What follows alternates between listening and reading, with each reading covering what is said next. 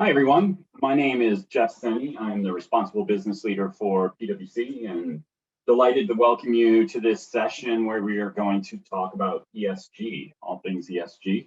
ESG, environmental, social, and governance, is having a moment in the modern corporate discourse. Some of us who've been doing this for a while have long waited for this moment, and it is here. And that comes with all of its challenges and opportunities. So I am delighted to be joined by Sara, Kari, and Jason, esteemed leaders within their company or companies or organizations. I'm going to ask them to introduce themselves briefly. We'll go down the list, and then I'll come back, give you everyone the lay of the land and for our hour together. So Kari, you're first on my list here, so please introduce yourself. Great. Hello, everyone. Glad to be here. My name is Kari Niedfeldt-Thomas. I'm the Managing Director of Corporate Strategy and Impact at CECP, which stands for Chief Executives for Corporate Purpose. We're a CEO-led coalition. We're a trusted advisor to companies on their corporate purpose journeys, focused on building long-term sustainable value and telling their impact story. We were founded in 1999 by actor and philanthropist Paul Newman and other business leaders to create a better world through business. And we're now a movement of more than 200 of the world's largest companies. And as a trusted advisor, we're working with companies, CEOs, their corporate responsibility teams on their corporate purpose strategies, which includes sustainability and ESG. And we do it through benchmarking trends, convenings, research, and other communication strategies. That's a little bit about me. Awesome. Thank you. Delighted to have you here. Sara, tell us about yourself. Sure. Thank you, Jeff, and thank you those who are listening and learning about JetBlue's ESG journey. So I am Sara Bogdan. I head up sustainability and ESG for JetBlue Airways. Hopefully you know that we fly a lot of planes typically, but we also have two subsidiaries. One, JetBlue Tech Ventures, we work with very closely, our investment and innovation consulting arm based out in San Francisco, and then also JetBlue Travel Products, where we deal with other elements of non-aviation related travel. So I think briefly, you'll hear a lot more about it, but in my job, you heard sustainability and ESG. I consider them as distinct but related programs. From an ESG perspective, my team is responsible for constantly surveying risks and opportunities, trends that exist all across environmental, social, governance topics, making sure that we understand what our investors are asking for and that we are responding accordingly. And then on the flip side, I see sustainability is really owning and responding to all things within the E space. So through that work, we're really focused on, not surprisingly as an airline, really focused on decarbonization. So you'll hear a lot more about that, but we've set a lot of targets and we're following up now with a lot of actions. Fabulous. Jason. Great. Hi, everyone. I'm Jason Rollin. I'm the brand new fourth week Vice President of CSR and Sustainability at Ceridian, a global human capital management company that's on a mission to make work life better. Prior to that, I was at Chobani for 5 years, where I oversaw social impact and philanthropy. And before that, I was in political communications for the better part of a decade, working at the State Department under the Obama administration, on Capitol Hill, at various advocacy organizations and think tanks, and onto presidential and Senate campaigns. Fabulous. Wide range of experiences, 4 weeks on the job. So it doesn't need to prove his courage to us in any other way, joining the conversation 4 weeks in. So, well, thanks for being here. I'm delighted to have this conversation. As I said, I think the modern moment, there's something special happening in this space. First of all, for all of our attendees, I wanted to call one thing out. In the ESG space, I think all of our panelists, including myself, are white. I think we missed the mark in not getting racial diversity into this panel. We have good gender diversity, and I'm proud of that, but I think we missed the mark in not getting racial diversity. But I think that's also indicative of this space. I think we have pretty good, at least anecdotally, racial diversity across ESG, sustainability, corporate responsibility roles within the gender space, but the racial equity has not caught up in this space like many of the spaces in corporate America. So I wanted to call that out. That's something we'll do better in the future. When I talk about ESG, I wanted to ask each of you to just talk briefly about what are we talking about. Sarah, you started it a little bit about, this is how we talk to investors, and I think that's right. The ESG framing as the investor lens of corporate responsibility, sustainability, but I'd just be curious of each of your organization's kind of unique view. Start with some kind of, not definitional, but some foundational kind of thoughts on it. Let's go down the order as we started, Kari, and then we'll start mixing it up. So the companies that we work with look at ESG in a lot of different ways. I would say that ESG is both the environmental, social, governance programs. It's the management inside of a company, looking inward around what commitments are we going to make? How are we going to operate with excellence? How are we going to collect our data and measure our performance? And then it's also, if there's an and in there, how companies intersect with investors and prioritize what their company's ESG efforts are, often referred to as sustainable finance, how investor relations teams are looking to investors to demonstrate that they care about the long-termism. They are looking at disclosures and commitments and demonstrating that a company is prepared for its future. Several years ago, we developed our CEO Investor Forum. We held our one yesterday, the last couple of days, our Biopharma CEO Investor Forum. And we've had a network of companies coming together and working together, looking at their ESG and long-termism, not just short-term quarterly earnings. We've had close to 40 CEOs who have delivered their long-term plans to institutional investors over the years. And we know also from our Global Impact at Scale report, which we just put out this year, that 7 out of 10 companies are expanding their ESG reporting, while only 2% said that they have no reporting. And this is with our global exchange partners. 84% of these companies believe it's helping with their operational efficiency. And the majority of them have stated that they believe, as you're noting, that the moment is now for ESG, that it's going to move to even more senior roles in a company in managing ESG. And we also put out a paper recently called Return on Purpose, and it found that companies associated with higher purpose outperformed on common measures of financial performance, valuation, and value creation. So there are many areas wrapped inside of this big term ESG, and you have to ask these questions. What it means to a publicly traded company can mean something very different to a private company, but all companies are looking at this topic area and assessing how do we look inward, and then also how do we look outward and be able to share what we're doing and where we're headed. You're muted. You'd think after all this, I'd figure that out. Sarah, you touched a little bit on this. Do you want to jump in? Of course, thank you. And I'll actually touch on what you mentioned, the investor piece. Obviously, investors are a critical stakeholder who are naturally wanting to understand, all ESG risks and opportunities with their investments. But of course, that's not the only reason that we have robust ESG oversight. Obviously, as a business, ultimately ESG is about mitigating risks that threaten the health of our business, and we want to be around as well.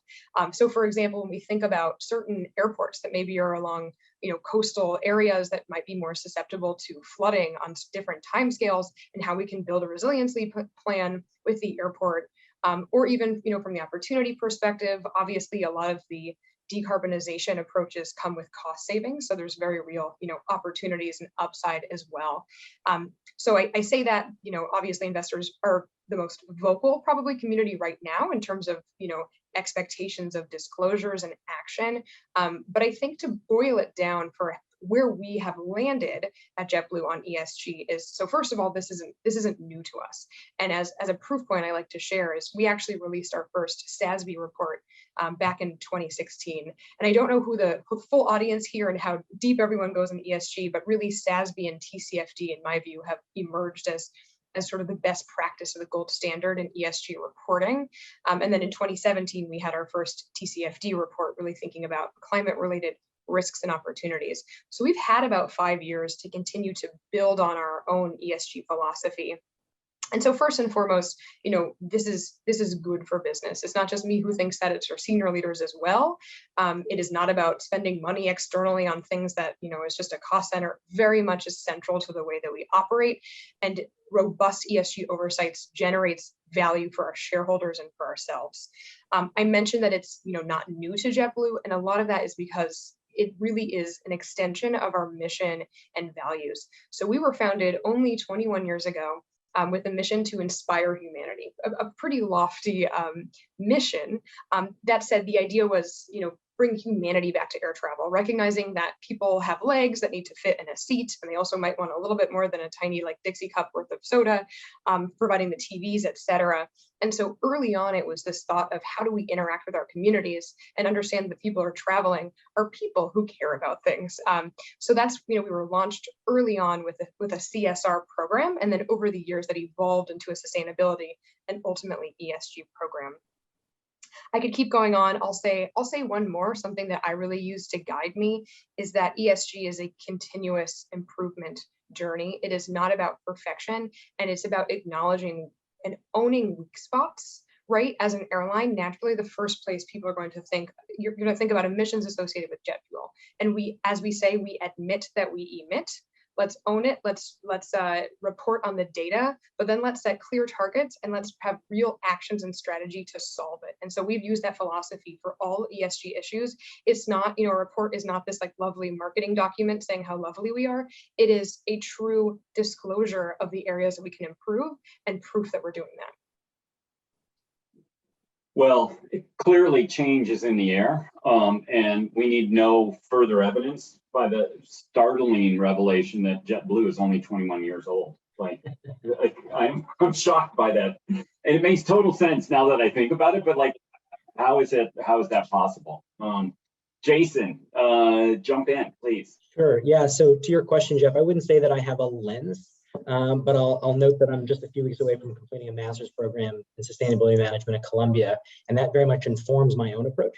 And it's definitely something I recommend for folks who are looking to have a long-term career in the space. In my view, ESG management and strategy is much more science than art.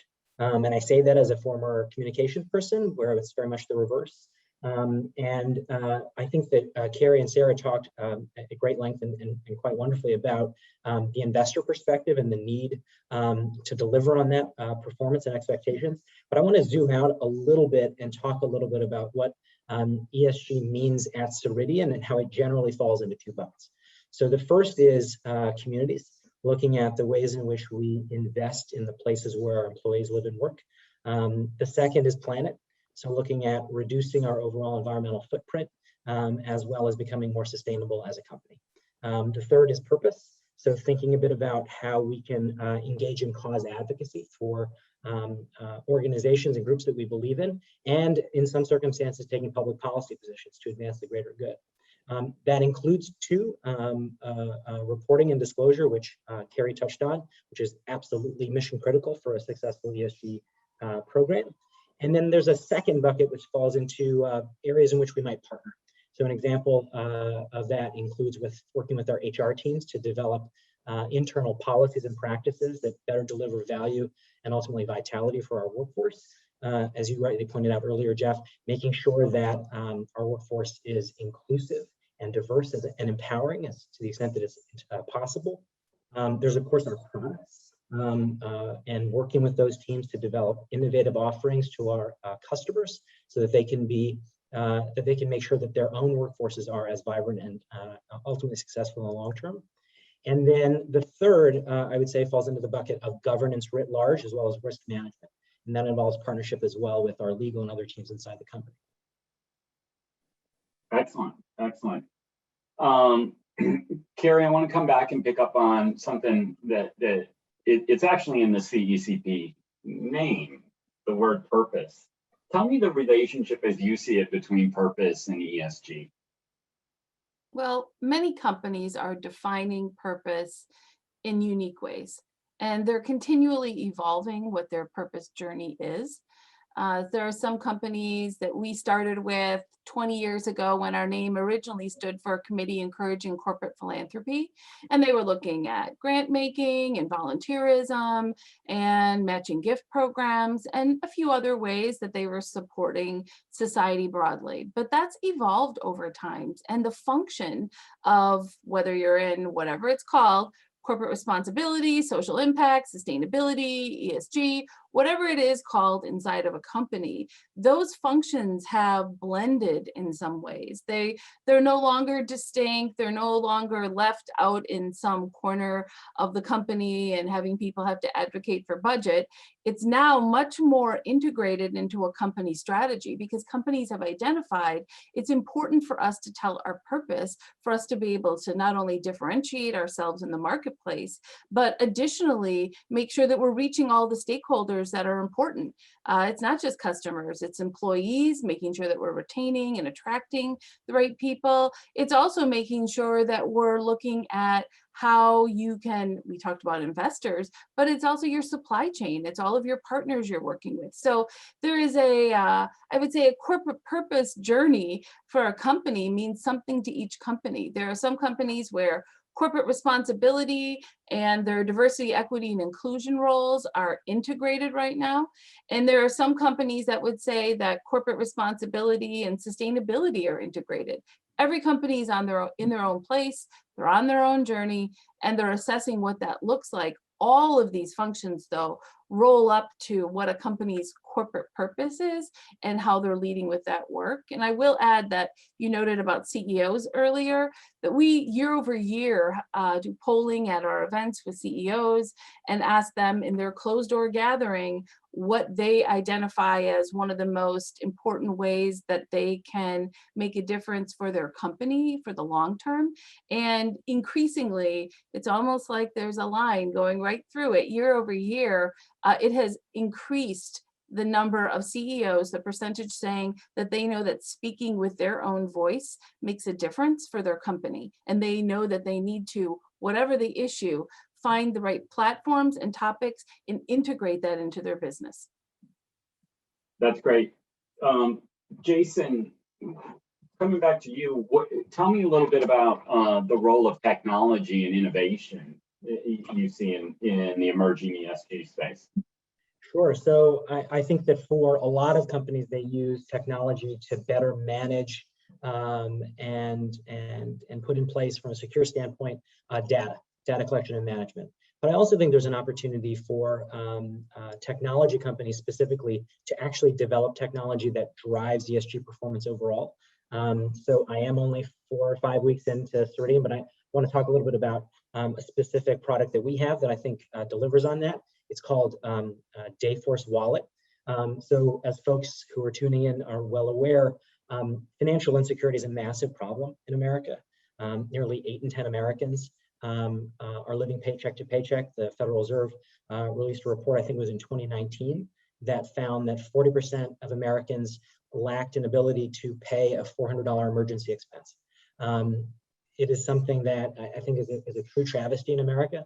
And one way to address it is, of course, to pay workers more, which is something that every company should be doing. And frankly, from a legal perspective, minimum wage laws need to increase as well. But I also think greater flexibility can be provided so that folks get paid in a manner that's consistent with what they need. So traditionally, at a lot of companies, folks get paid every 2 weeks. In some places, it's every month. But the reality is sometimes emergency expenses do in fact come up. And what Dayforce Wallet does is it empowers workers with the option of electing to get paid on a day-to-day basis or on an off-day basis when they need it, in case an emergency expense does come up. This empowers greater financial security and stability in a way that other more traditional offerings won't provide. That I think is an example of the types of technologies that I think we're going to need in the longer term to provide greater financial security and wellness for America's workforce. Sara, you talked about risk being central to your ESG program and thinking, and you talked about CECP and SASB.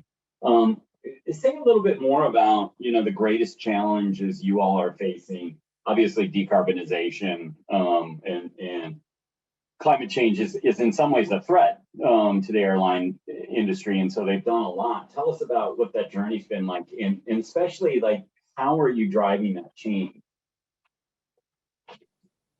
A great question. Look, it's been a challenge for us. I think like big picture when we think about aviation, I think the average person would agree that this industry brings so much benefit to society. And it's something that we all probably personally experienced over the last year, right? It was very challenging when we were all grounded, couldn't travel, couldn't see people. Obviously, there's a number of aviation adjacent jobs. So I think that we agree on that. The piece, and I touched on this earlier in the admitting that we emit, is nobody likes the emissions that come with it. And we see this, like personally from my line of work, I love the focus on this, right? I like that our customers are saying, wait, I care about my own personal emissions, both as individual travelers, as business customers. This is, even though there's not a ton of business travel right now, I can tell you we've never had so many conversations with our business customers saying, when we come back to travel, how are we going to do this more sustainably? Because I have a net zero target and this isn't working.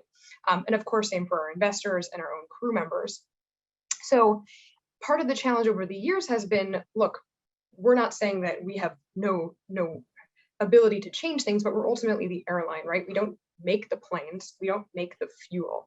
And when we have gotten to a point where we've made these longer term commitments, but part of the scary thing has been we candidly don't know exactly how we're going to get there.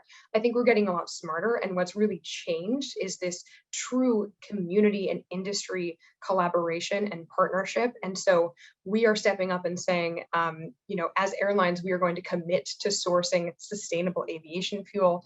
To take a step back on that piece, that for us is probably the most direct and meaningful way for us to reduce our emissions in the short term. SAF, as we call it, sustainable aviation fuel, it drops right into airplanes, reduces emissions up to 80% on a life cycle basis, totally safe, no performance changes, and we're already flying on it today. The problem is we don't have a lot of it. But we have, as the US Trade Association of Airlines through A4A has stepped up and said, we're all going to do net zero by 2050, and we're going to get to 10% of our fuel use to be SAF. And so by us making this declaration, we now have given that confidence to the renewable fuel companies that, okay, I'm going to continue to ramp this up because people will buy it. In addition, we buy all of our airplanes today from Airbus. We have some Embraer aircraft, but we are retiring those. And I think when they see these commitments from the airlines as well, it accelerates their own efforts to develop a hydrogen airplane as they're talking about for 2035, and for startup companies to think of new and exciting electric aircraft. So I say all that, we are behind the scenes now trying to think of all the different scenarios, talking to all of our partners, including government, from our perspective, what could help solve these problems that have historically challenged us. And I think from my perspective, I feel a lot of optimism for the direction that we're going. I love that, Sarah, because I think what you're really talking about is how do you extend your influence beyond, the four walls of your institution. And Kari does that through, a network of CEOs, and Jason talked about doing it through some of the tools that his company. But if you can all ponder a little bit about that, and offer maybe some lessons learned on expanding your influence, because I think our listeners would benefit from that, because I think we all want to play bigger than we are in some way, shape, or form. Whoever wants to jump on that. Yeah, I'm happy to weigh in. And I can say this with a bit of background. Outside of Ceridian, outside of Chobani, I've previously worked at the Human Rights Campaign, which is the nation's largest LGBT civil rights organization. And there were times when companies would come to us requesting counsel because they wanted to be loud and proud in support of LGBTQ issues. And our counsel so often, and I think it's the question that you're asking, Jeff, is actually start by creating change inside your proverbial four walls. Don't go out there spending hundreds of thousands of dollars supporting pride celebrations and floats if you don't have trans-inclusive healthcare coverage. So I think my advice, my takeaway that I would offer to folks from that experience and from others since is lead with deeds before words, making sure that you're doing the internal work inside your proverbial four walls to make your workforce more inclusive, to make your your company more sustainably operating before you sign on to a climate pledge. You know, you see a lot of companies right now signing on to a net zero pledge. They may not be doing the work behind the scenes to substantiate it. And so that would be my ultimate advice. And I would also offer too, there's a question connected to authenticity, because sometimes, you know, companies elect to support causes that are popular, but they may have in place practices that run afoul of it. Jeff, you talked a little bit about some of the stories this week regarding tax avoidance and some of the tax payments that the wealthiest people in the nation are paying. If a company is supporting addressing income inequality while aggressively pursuing a tax avoidance strategy, obviously that's not necessarily authentic. I talked about an example relating to LGBTQ issues. So making sure that the actions of an organization and the words that are being shared out to drive positive change in society are matched. I think that's a big challenge that a lot of companies are going to face increasingly, because the American public is demanding more of companies when it comes to getting more involved in the public discourse. I'll jump in a little bit on that, because I think, Jeff, how you led the session, which is owning up when you're not doing what you need to do or what you ideally would want a situation to be. In those instances, I do think it's okay for companies to come out. And I think we saw a lot of companies come out last year with their acknowledging their lacking racial equity inside their company, the work that they've been doing outside their company. So yes, don't go out and set big goals if you're not working to get there.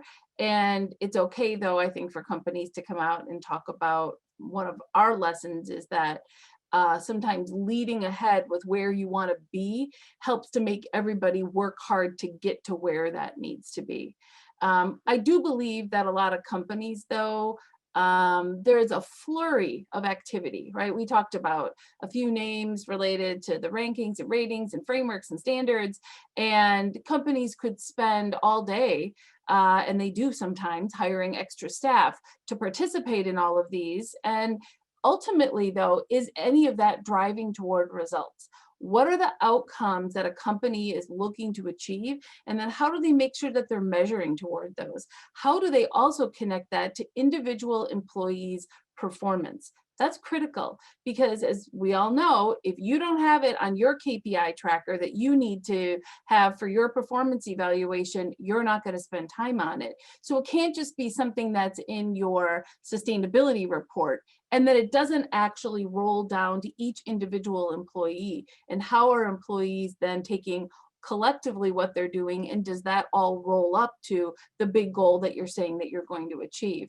I think a lot of companies you know, have identified, for example, where they have holes, like where they're struggling to measure. As going back to what I was saying earlier, a lot of companies are really struggling on how do they measure inclusion? How do they measure equity? They've done employee engagement surveys for years, but I think they're recognizing that really didn't get them to where they wanted to be around their diversity numbers. But it's not just about who you get in the door, it's, are you retaining them? Are you promoting? Are you having that reflected on your board? Are you engaging in your communities in an authentic way, as you were talking about, Jason? So I think that there are a lot of parts to this.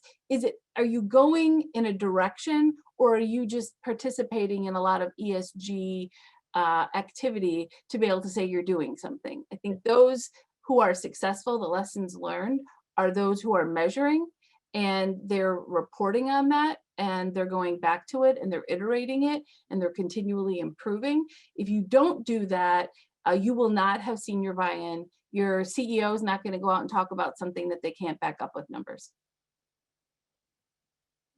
My 2 cents. Sarah, anything to add? No, I mean, that was brilliant. I think I could touch on data. I think instead, the more helpful lessons learned I can offer maybe are an extension of, I think, what generated this question. Really making sure that people know that they are not alone in this, right? The good thing that everybody is so focused on ESG is that a lot of us are trying to solve the same problems. And at one point earlier, I literally just started calling JetBlue's key partners before the other airlines, saying, here's the challenges we have. How do we solve this together? And that actually generated a number of ideas simply by that. So that's, I think, one offering, one lesson is just looking at your key partners and having those open conversations. You will find your counterparts there. The other piece that I found fascinating and maybe even a learning as we went through COVID in the airline industry is, you might know this, historically airlines are very, very competitive with each other. And in our minds, someone's going to make a purchase on a flight based on whatever flight is $1 cheaper. And I don't actually work in revenue management, but I imagine like we are like, okay, drop it by $1 more and beat them. That's certainly not it. But one thing we never have competed on was safety, right? It's something that we all are, all of us want us to be successful there. And so I think we also had that experience through COVID, right? All of us, all airlines, no matter how much great stuff we did in whatever programs, we were all devastated by the impacts to our business. And so we also had that moment of coming together and helping each other and making sure that our cabins and airports were safe and that our own crew members and the people who needed to travel felt comfortable doing so. And I think that we're coming out on the other side, realizing also that climate change and ESG issues is absolutely one of those as well. And I mentioned some of the industry commitments that actually, it did take a lot of changing of our mindset to get there. And we're in a place now where I am, of course, looking for opportunities to advance a number of ESG issues, but I would rather this come out as 3 airlines announce this together. It's a much bigger voice, and I think it's more meaningful than one person saying, oh, look, JetBlue's doing something nice. It's, look, this whole industry is solving that. I think that's right. This pre-competitive nature of some of this, I do think we can differentiate to some extent in the how, but the what, we all need to be net zero. We all need to be diverse and inclusive. We all need to be, fill in the blank. And those expectations, as you all pointed out, change over time. And I also think we all have more power than we think.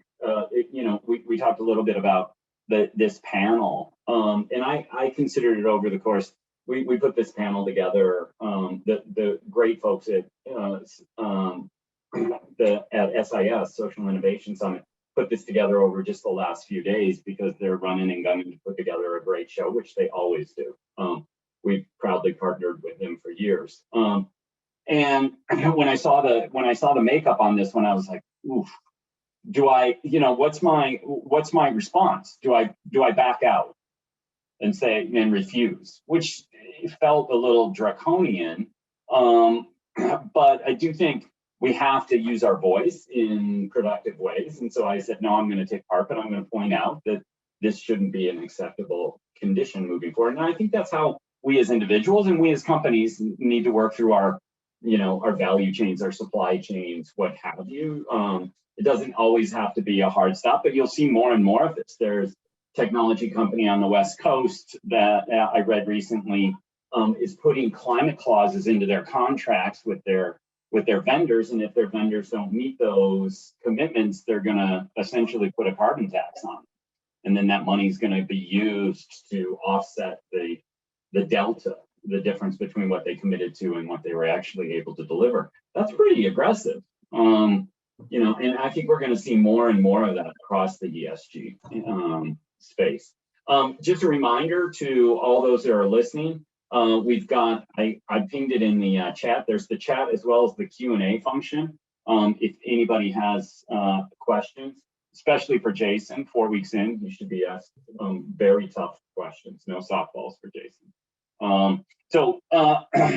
Looking into the future, what excites you all about the ESG trend? Why do you get up and do this job, which is frankly tough work? Making change in organizations that have a lot of change happening across a lot of fronts is not simple or easy. So I'd be curious why you do it.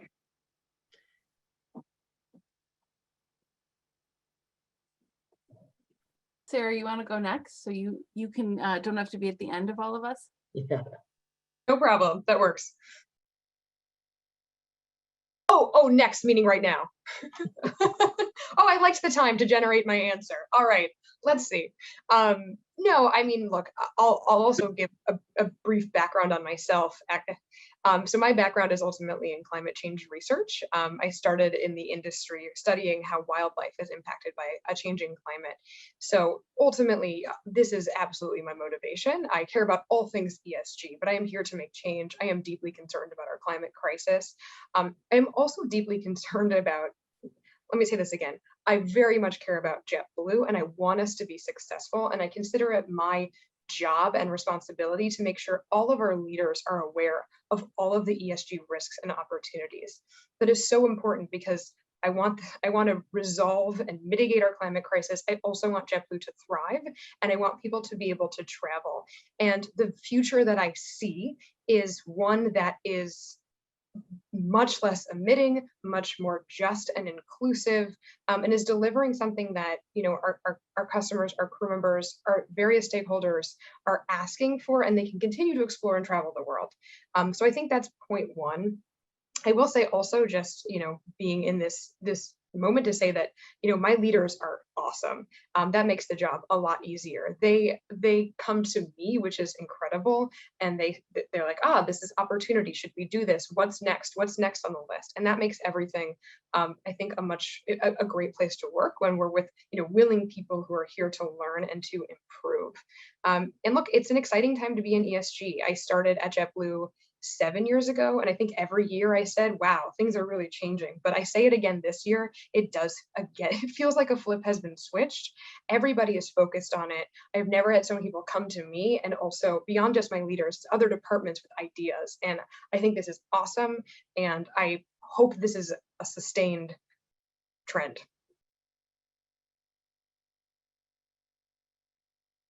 I'm happy to go next, Kari, unless you prefer to. Okay.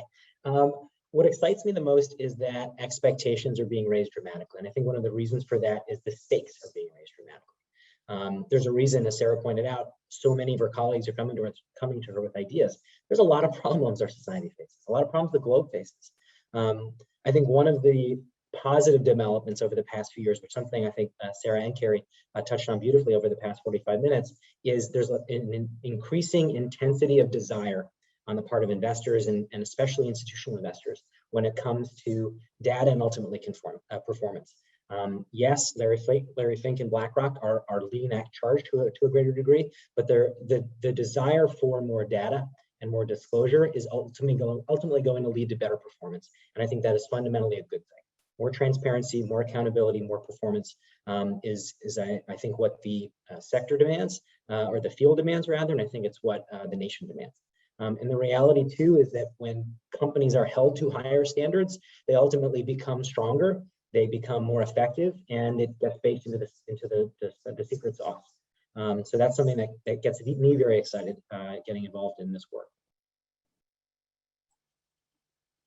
I will add that for those of us who do this work, we have always known that some of our most important stakeholders are our employees, but often we spend a lot of time worrying about external stakeholders. And I think that this last year gave everyone an opportunity to reflect really on who is one of the most important stakeholders, our employees. And to me, I'm excited that this last year elevated that.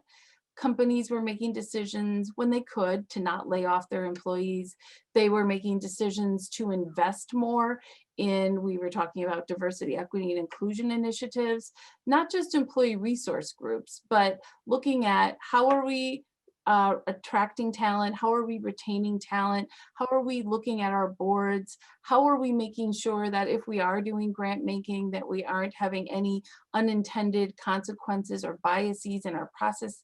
So I think that that this employee voice that has for years been growing, of employees asking their employers to speak out on issues, has culminated this past year. I mean, we've seen it happen.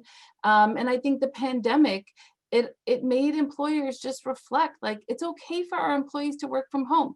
We trust them. We know they're going to do a good job. We know that we have safety issues that we have to resolve during the pandemic, and we're going to invest in making that happen. There's just this internal reflection period I feel like companies have had. It doesn't mean that they're not looking out into society broadly, but they're just shoring things up at home. It feels like they're doing what needs to be done internally, cleaning up a little bit, challenging themselves. And that to me is really encouraging, that employees really have been supported and elevated and are giving the light that they deserve. That's great. A couple questions coming in, 4 to be exact. So Charlie asked, how do we measure the impacts outside of immediate organizations, i.e. supply chains and users, when the IT or org infrastructures don't really go that far? What kinds of software or other tools are being used to burst the organizational bubble? Great question. I guess Sarah or Jason, that might, do either of you have insights on that? Jeff, was the question outside? It was specifically outside of value chains, even above and beyond that? No, within your value chains, but outside your kind of organizational footprint, I think, extending that, using tools to extend your reach. Sure. So one example that comes to mind is via WRI and the Greenhouse Gas Protocol, GHG protocol. They have a Scope 3 emissions evaluator, which is a very effective tool for measuring emissions that come upstream and downstream from your own operations. That's a practical example from a tactical standpoint that I would definitely encourage you to take a look at. Let me see if there are any others. Sarah, does anything else come to mind for you? It's funny. I'll build off of that because as you talk about Scope 3 emissions, as an airline, we're on the flip side, right? We are often, if somebody is surveying their impact across their business partners, airlines obviously are large consumers of fossil fuels. And so I am on the other end of the conversation. And what we deliver, I believe that I should also get in return when I'm doing the same exercise down my supply chain. And so for us, what we've been offering, starting voluntarily because we care about our customers and want them to keep traveling, is number one, detailed reporting. So that's something now that we're starting to roll out. And I'll say this, I guess, in this example, in the context of a corporate customer, that's the most common, I think, example where we will provide, okay, company X, here's everything that you flew, I'll say in 2019, because 2020 was pretty small. And here's the actual per gallon emissions. A personal passion area of mine is around the assumptions that go into companies guessing their aviation and business travel emissions. They're often wrong. Or just the other thing is if you are someone who works in sustainability, you know that you can't just make one average number for every single company in an industry. And so it's frustrating for a company like JetBlue, who is flying on sustainable aviation fuels, has a very young fleet, is on average lower emissions, but then it all gets lumped together and the customer gets no credit for that. And so that is something that we are trying to solve that and actually provide real emissions reporting, which is typically lower. And then the other piece, and I'm kind of taking this a different direction, but I think this is neat if anyone wants to learn more about this. Historically, businesses haven't had the ability to influence the sustainability of their own business travel. I know this, obviously, I was at JetBlue. I actually left JetBlue for about 1.5 years and came back. And in that time, I had my own, organization, emissions associated with air travel. And I was like, I know so much about this and I can't do anything. And there is this new trend now where business customers are actually purchasing or helping fund more sustainable aviation fuel so that they can receive the Scope 3 credits. And there's a few, it's in the early days, but there's been a few really cool announcements on this. And I'm excited by this. Again, the takeaway is engage your stakeholders, because this came out of just conversations and creative solutions to these problems. And it is actually helping aviation solve some of our sustainability problems, because we now have more people helping fund and introduce sustainable aviation fuel, because it does come at a premium. So now we can have more of it. Yeah, I mean, you're talking in some ways to incentives, which one of the attendees asked that question, how are panelists seeing incentive changes at the senior or lower levels to reward ESG? Historically, incentives were all about shareholder and efficiency. Any thoughts on how your companies are trying to reward this across the company?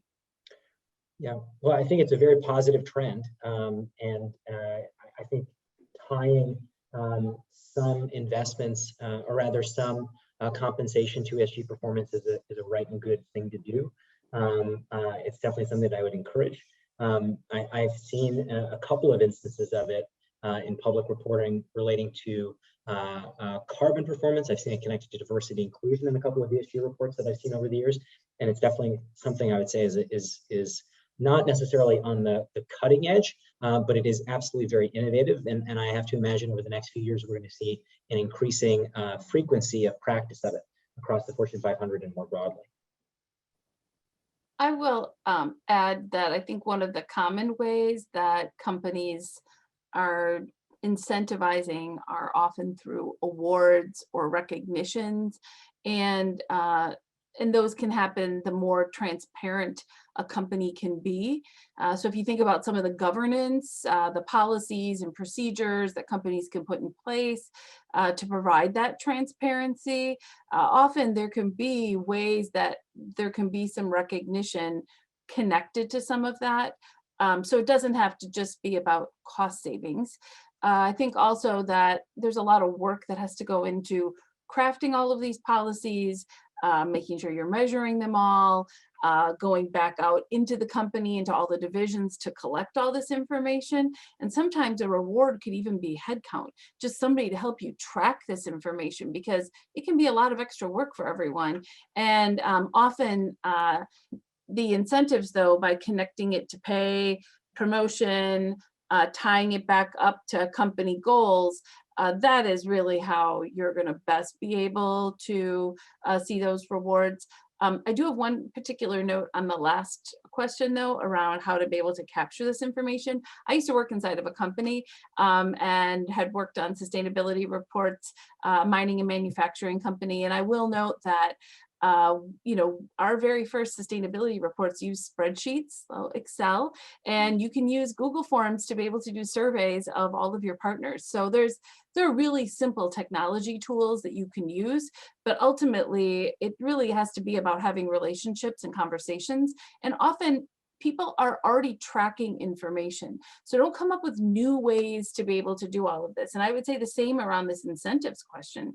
Figure out how you can come up with one way that you can build it across the company instead of having too much variation, because then everybody really is pulling toward the same goal. You're not diffusing and making it less intense. Really interesting. Great comments. A couple questions on partnering with nonprofits and the role that social enterprises or social businesses can play in helping organizations improve their ESG performance. Any of you want to talk about ways in which you're engaging partners in this effort? I can share that there are a number of cross-industry partnerships to solve particular issues that companies have that they're wanting to solve. And those often tend to be, I wouldn't necessarily call them social enterprises, but they could be a social business. I think sometimes social enterprises can be really small, and you can certainly help to buy cookies from an organization that's supporting inner city youth to get their first job. Like, those are great things to do for your staff event. I don't necessarily know that some of the smaller organizations are going to be able to help scale and help to deal with some of the larger global ESG goals that companies have set. But certainly on a local community level, there can be some great connections with social enterprises. The social business models, I would say a lot of the rankings and ratings organizations fall into that category too. So you have to decide, are you wanting to feed it? Or are you wanting to say, we've done enough and we've filled out as many reports as we're going to and provided as much transparency as we can? But certainly a lot of those cross-industry convenings are helpful in bringing industry segments together to talk about topics that are relevant and how to advance them in the pre-competitive space. That's great. Sara, you talked a bit about how you've got really enlightened, my word, not yours, but really engaged leaders. on these issues. How do you trickle that down through your communications issues, Joel, or through your communications efforts? Joel asked, how do companies go about effectively engaging their employees on what ESG means holistically for them and their organization? Because in some ways, it's not only what it means, but what it doesn't mean. The classic example is the Starbucks cup. You know, everybody's focused on the Starbucks cup because it's the thing that you hold in your hand and you put your lips to, and you should want to do something with that cup. But the upstream impacts, you know, in their supply chain far more important to manage. Can you talk a little bit about that? Yeah, it's a great question, and I think that's something that we're probably all struggling with. I think I actually have a informal name for one of my big initiatives of this year is what I'm calling demystifying ESG. You know, it doesn't, I think just sometimes the acronym itself isn't immediately intuitive what it is. And for a lot of it, you just have to connect the dots. And this is actually not some crazy new philosophy, but a lot of it makes sense in thinking about, you know, mitigating risks, maximizing opportunities that threaten the health of your business, or just, you know, an extension of your mission and values. And so it does start with the top. I spend a lot of time just talking to our senior leaders about what ESG means, what our investors are asking for us, and then what our strategy is. What are the most material topics to us? Because it can't be everything, of course. So here's the areas we're going to focus on. Something I also say is that it's really important. I think we've heard this theme throughout the panel. It's not about talking about the issues. That's a great step one, to acknowledge it. But then it is having meaningful, short and medium and long-term targets to improve upon it, and a very clear strategy. So I think that's, from a leadership perspective, the way we talk about it. And I think that they've come a long way and are comfortable now talking about ESG, which is a really important place to start. In terms of the rest of our organization, it is, I think, a similar approach. We have already a number of challenges as an airline in that the vast majority of our crew members are not sitting in front of a computer, right? They're naturally in an airplane at an airport and can't just like sit and listen to me talk on a virtual session for a long time. So I think it's something that we're working on. We're trying to weave in sustainability and other ESG issues, DEI being our other most material issue right now that we talk about. Within all of our comms, also have not just me say it, have everybody talk about it, and then follow up with actions that people can take to support it. I think I see that I'm talking a lot, I get excited, but I'll give one example I thought was interesting is a little over a year ago when the pandemic was really ramping up here in the US, we have so many crew members who love JetBlue and felt powerless to, like, what do I do to help? And we hear about all the millions of dollars are burning every day. And so through that, I released some like, well, hey, here's how you can help with some fuel savings, you know, and our crew members are looking for things to do to help and advance in this. And it's something just to both engage our crew members and then help the whole organization work toward that. So clear actions is my last comment. Love that. Thank you. Last question, because we're at the 5-minute mark. So the question came from Brandon, who's talking about how companies are making great progress on the S part of this. And I would actually argue that the E part of this, and interesting, Jason, you said it's more science than art. I think the E side is more science than art. I'm not sure that's true on the S side.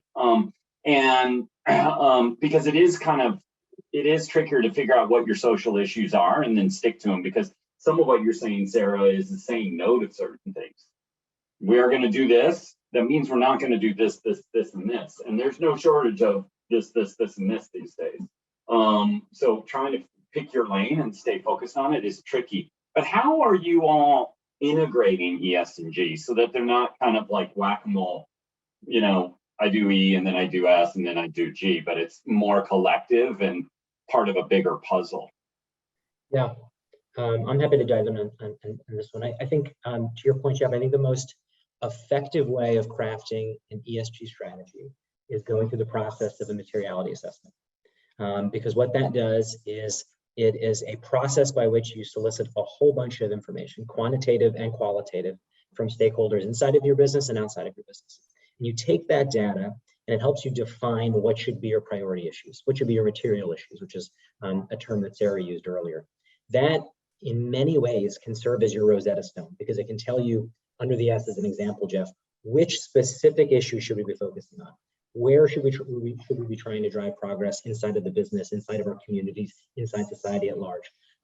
Which, when it comes to carbon emissions or energy use or water use or waste collection, which of those things is most important to us because of the way in which we operate?